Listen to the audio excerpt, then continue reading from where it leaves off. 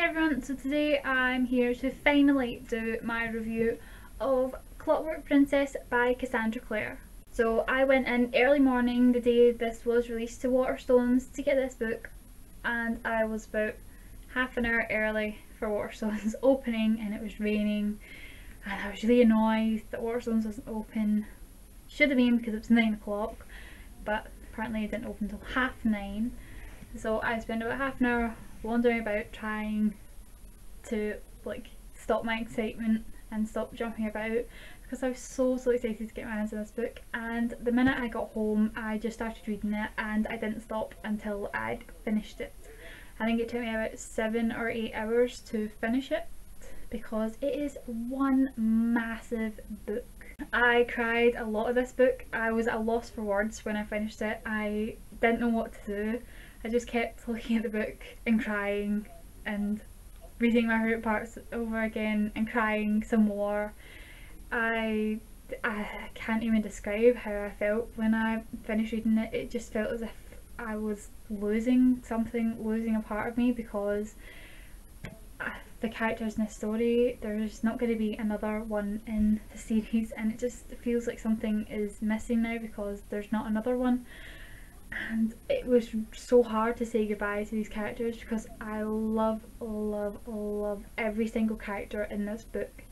And yeah, it's such an amazing series. Okay, so this review will probably have spoilers in it. I can't talk about this book without spoilers. There's a spoiler free review on my blog. I'll leave the link to that in the description box below if you want the spoiler free version, but if you want the spoiler version, stay here and we can talk about it. Okay, so I loved Tessa in this book. She was just as badass and amazing as she was in the rest of the series, and especially more in this book with that whole angel thing that went on at the end. I mean, what was that? And wow, I never thought Tessa could do something like that, but that was just spectacular. It was such an amazing part of the book, and Tessa is just such a genuine character that I felt a connection with her from the very first book, from the minute I started reading. And she's just such a brilliant character. And my team in this book sort of swayed slightly from side to side quite a few times. I was always Team Will right the way through the first book and the second book, but in this book I felt like I got to know Jem a lot more, and I got to see the relationship between Jem and Will a lot more. And at that point I was just like, I don't care who Tessa ends up with, as long as she ends up with one of them and one of them is happy and they're both happy, and Will and Jem are happy and Tessa's happy and everyone's happy. I just didn't care anymore. It got to that point where I just couldn't choose anymore. They're both such amazing characters. They're so different. They both complement each other in such a beautiful way that their characters are just perfect together. And then we had all the other characters in this book, like Charlotte and Henry. Their relationship was just so cute in this book. I loved seeing the fact that Charlotte and Henry were closer now. Oh, they were so cute. And Gideon and Sophie, that relationship building even more. Oh, Gideon made me laugh with the things he did to get Sophie with the scones onto the bed. Oh, he was so lovesick, and he would do anything to get Sophie. And then we had Cecily and Gabriel? Is that the right? Have I got the right brother?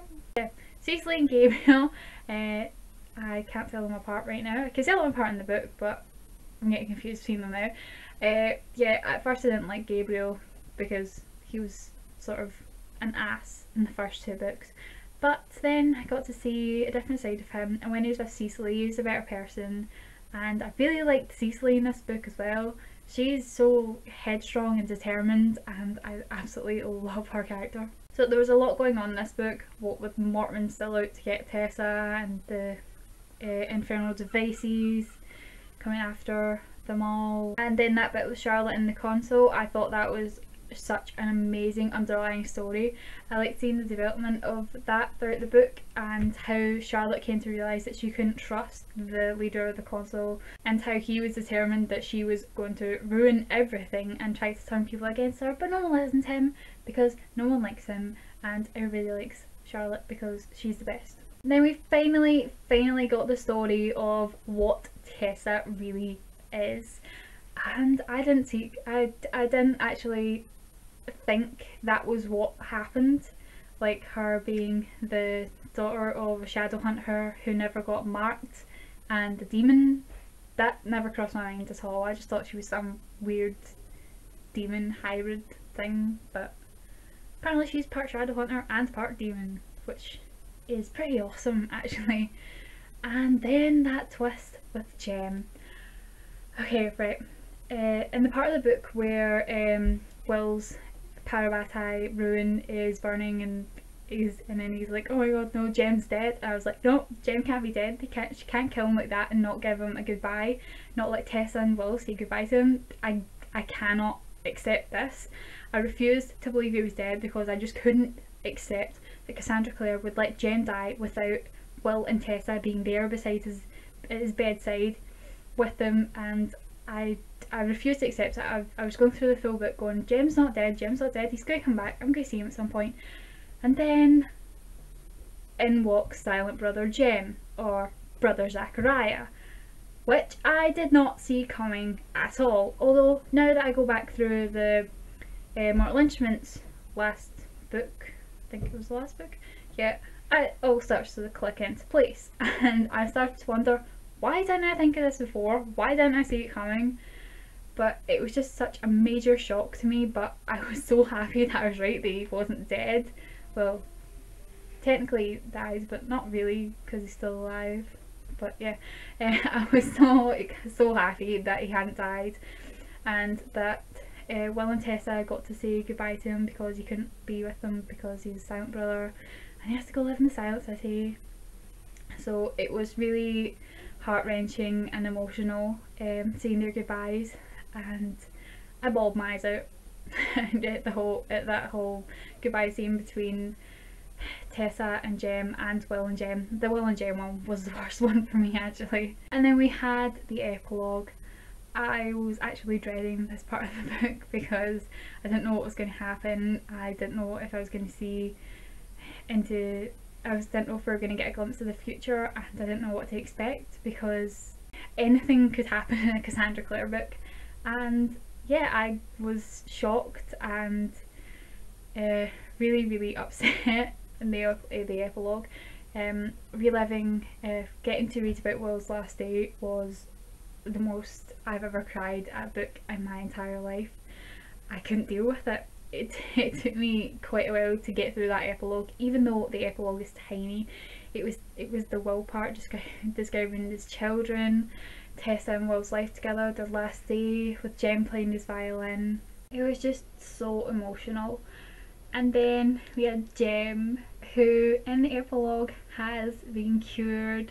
He's managed to find a cure for his disease, and now he can finally be a normal human boy, and him and Tessa can now spend the rest of his life together. And I don't even care about these people who are like, oh, Tessa can't be with Jem because she was with Will and she loved Will, so she can't love Jem. She loved both of them, right? Just get over it. It's done now. She loved both of them, and to be perfectly honest, I'm so happy that she ended up with Jem at the end of this book. Why should she spend like the next 80 years of Jem's life in misery just because Will's dead? Should she be single for the rest of her life? Should she not want to find love again? Really? Is that what you're saying? Because that's really horrible actually to me, and I'm so glad that Tessa and Jem can now be together like properly, and yeah, I'm so happy for them. This book couldn't have ended a better way. I cried a hell of a lot this book. I cried most of the way through actually. Yeah, I loved it so much, which is why it got 5 out of 5 stars from me. The whole series is a 5-star series for me. I absolutely love it. The characters, the storyline, everything about it is just so fantastic. And if you haven't read the series yet and you're watching this review, then I'm sorry for spoiling everything for you, but you should definitely read this series. So that was my review for Clockwork Princess by Cassandra Clare. I apologise for the length of this video because I think it's going to be really long, so yeah. Thank you so much if you stayed to the end of the video, and I will see you guys later. Bye everyone.